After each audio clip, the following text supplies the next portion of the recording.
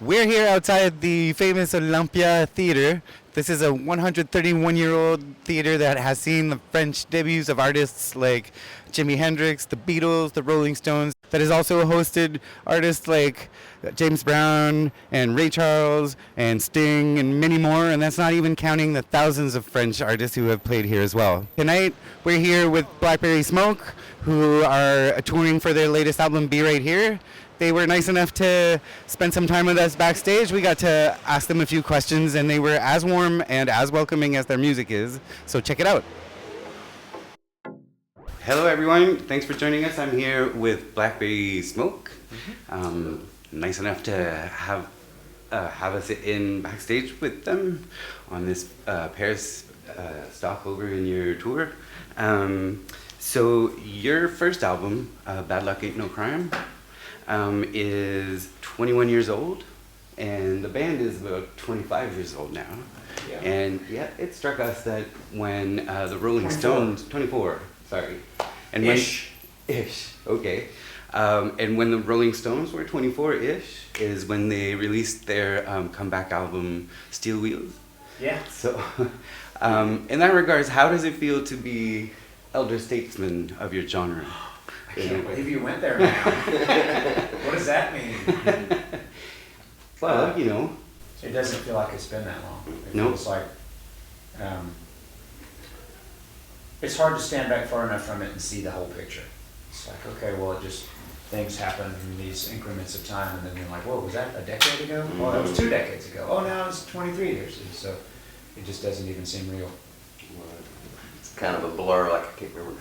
Was I 38 during that time? Was I 36? 45? How old am I now? Yeah. So I feel the same, you know, until I go counting the years. I'm like, wow, they add up quick.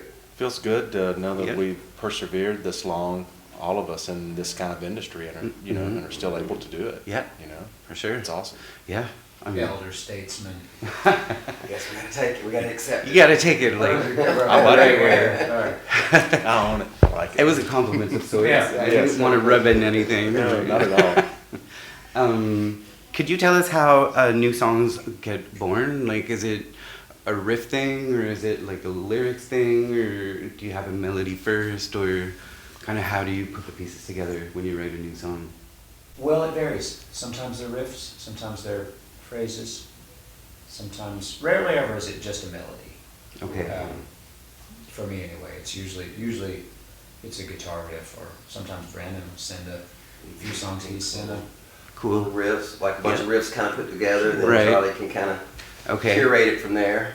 Do you have any kind of group sessions where you all kind of write together or try to work stuff out, or is it really everybody just adds in? That's too convoluted. Okay. It never doesn't work for, I would say there's probably not a whole lot of bands that do that. That sounds good in movies. Okay. But that doesn't happen in real life. And when do you know that it's time to go in the studio to record like a new album? Like, do you wait till you've accumulated enough material, or do you set yourselves a deadline and try to work to it, or how do you? It's generally when there's, well, the touring cycle of an album is over. Okay. And then when I have 12 songs, at least. Right. It's like, okay, it's time to go. And you call everyone up and say it's time to go? Mm-hmm. Mm-hmm. Mm-hmm. It's been the call for a long time. Right. And now, now that you've been playing for over 20 years, how do you come up with a different set list for each gig? Because you have so much material to choose from. Is there like a certain set of criteria, or? It's the last show. I will literally look at the email, because I email the set list every day. Right. And I'll pull up last year's set list and say, well, we don't need to do the same thing. Right. Because people will go, hey, they just did the same thing. But it changes from night to night a little, because it's fun to bring in other songs and then, you know, rotate. Right. The other night we played in Vienna, and I couldn't find the email, and I was like, Benji, do you have it? And he found it. I don't know why I didn't, but we were in danger of playing the same shit. Oh no! But we didn't.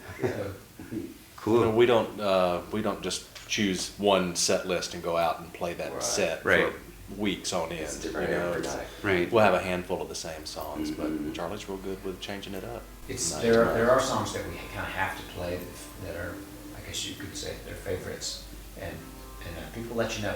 Yeah. They'll be Yes. like, hey, why didn't you do this? They'll let you know from the beginning of the show. like, That's start why re- we're like, we're playing this at the very end, so Yeah. we're not gonna play it They right start now. shouting Let's go ahead and requests clear like the air. on song one. Yeah. Oh, we loved it. They loved the song so much. Well, that's what you get for having such a good following. I mean,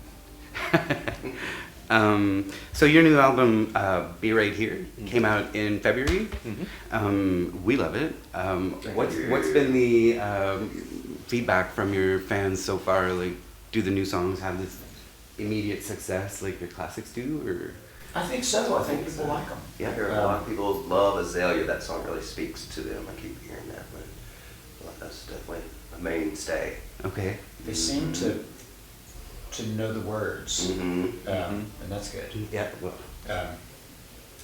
But I mean, we haven't had any tomatoes thrown at us from Not yet. because of playing in it. Yeah. Right on. Do you have a favorite track, or? Right now, they're all still new to me Right. and fresh. And as playing with this band, as we continue to play, some of the songs will fall to the wayside from certain records, and none of these have done that yet. Okay. You know, we've been playing on these pretty steady for almost a year now. Okay. And, you know, And to quote Charlie, it'd be like picking out your favorite child. yeah. No, not fair. It's not fair. We older statesmen don't do that. That's right. Oh, look who's here. Hey, Paul, come join us. Ladies and gentlemen, Paul Jackson. Hello. Hello. Nice to meet you, Paul. So, out of all the pieces of music that you've put out, this is kind of a similar kind of question, but not so much on this album, but looking back on your career, is there like a special moment or a special concert or an event or a solo or something that you think you find really defines you, or No. not really? Well, like you said, I mean, there's too many years to, Mm-hmm. and Pick too many albums and shows and tours, and it's too hard. Even the question, "What's your favorite venue?" is impossible to It's answer. hard. Right. Mhm. It changes. Well, my current favorite is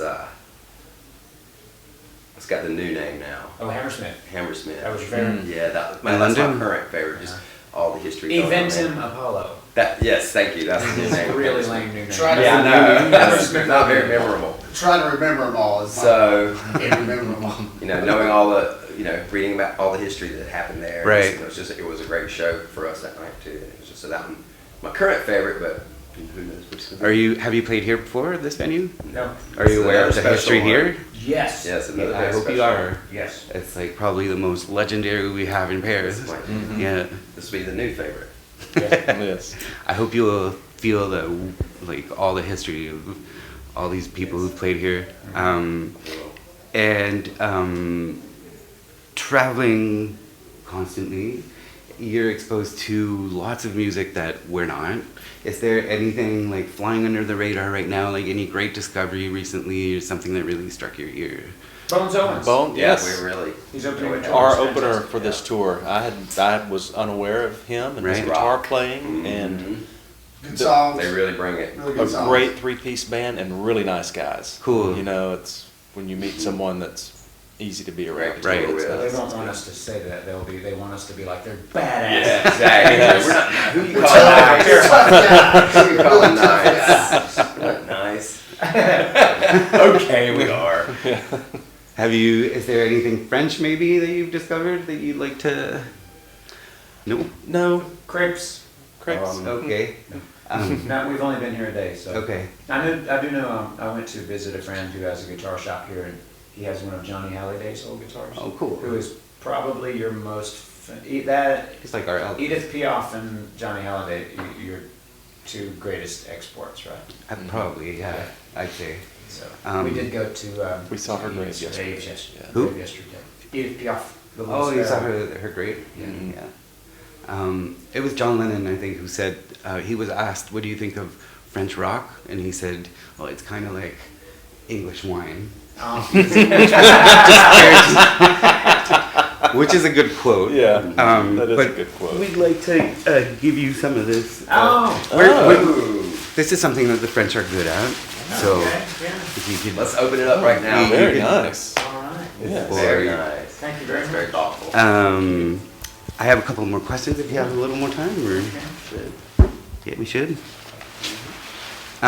So your sound is not so easily definable because there's obvious like southern rock with some country and some blues and some soul and some could argue even maybe some jazzy leanings. Do you feel part of a scene, or are there other artists that you feel like musically aligned with or simpatico? I don't know about a scene, but because we're not like in a city that would have a scene per se. Like even when we were just playing shows in Atlanta, there was not really a scene for a band like us. But Yeah. I do think there are bands like Whiskey Myers and Cody Jinks and the Steelwoods, and yeah, bands that travel with us. And there are people who kind of, well, I mean, you tell Siri to play one of our songs, the songs that get played around it, that would probably be what people consider our contemporaries. You know? Right. But that might change from day to day. Some days I'm like, why is Siri playing Slayer after? That's the only scene I know is number Spotify and stuff like that. Okay. Whatever plays after. Well, you have been touring and making a living for as long as we have. You sort of, you are your own. You become a little island. Right. And you really have to. People all the time will be like asking, "Have you heard this band?" I'm like, "No." Tell me. Yeah, Bring there's it, tell- so much tell me. new Yeah. music to discover too. It's hard. Get wrapped for up sure. in doing what you do. Yeah. Yeah. It seems like it was easier to find new bands way back in the day than it is now. Right. Even with all the, the internet and everything. Because there's too much You offer, go- you think? You go to the record store or whatever, Yeah. there's bands, check it out. Yeah, for Our sure. kids tell us what's good. Yeah, that's exactly right. I hear that, yeah, for sure. On this album, you've had some people to come and help or collaborate on songs, like songwriters like I wrote down Levy Lowry, Brent Cobb, Travis Meadows.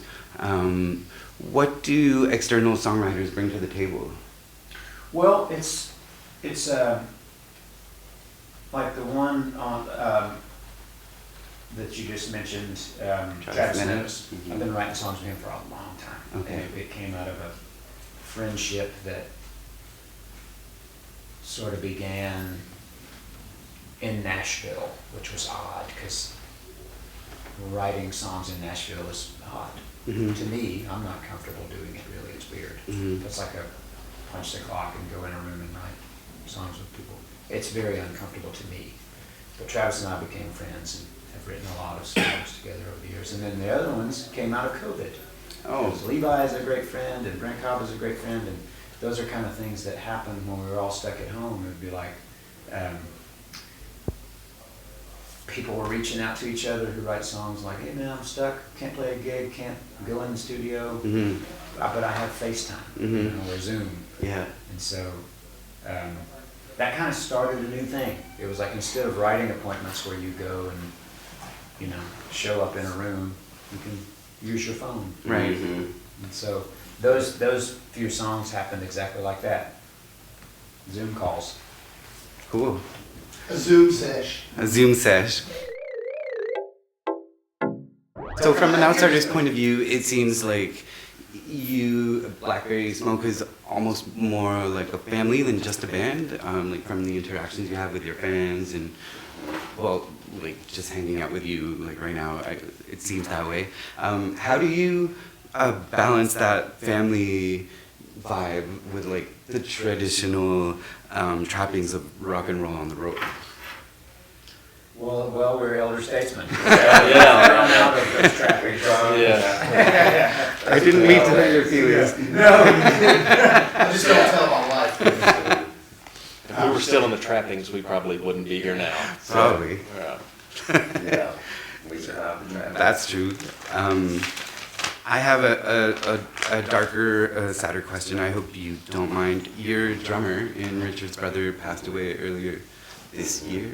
How has that affected the band dynamic and songwriting, What's this? has it shifted anything, or It's, I don't know how to put it in words, it's just different. It's been, You know, been hard.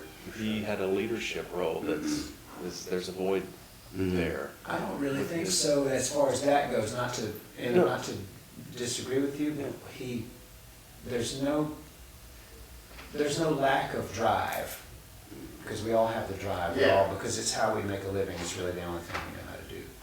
He, in the early days, was somebody who, when we were all wrapped up in the trappings of fucking rock and roll, he was the only adult in the room. okay, And he taught us how to fucking do this, and how to be adults, and how to get out of that kind of shit. right? And then he had the spirit, and there was never, like, even when somebody was sick, or even when he was like, if you look back and hear stories about Dwayne Allman, like, he was the one that was like, no, we're gonna do this even if you feel bad, or even if you know what I mean? Yeah. He was the one that had whereas in the beginning, it might have not have been something I thought, we're gonna do this and quit our jobs. He's like, let's quit our jobs. Let's Okay. do this.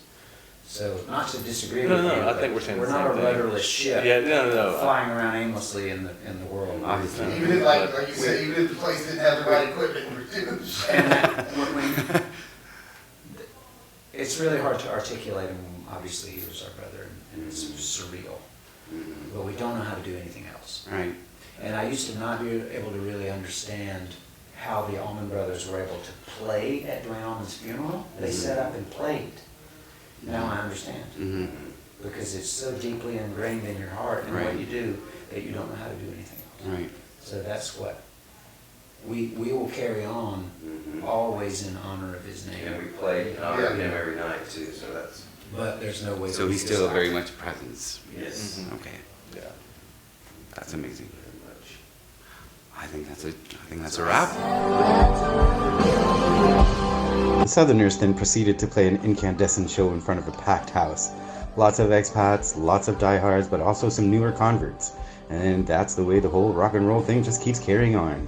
The band will then wrap up their European tour in Köln, Zurich, and Milan before heading back to the US. So check out their site for tour dates, because you don't want to miss them if they're playing near you. Peace!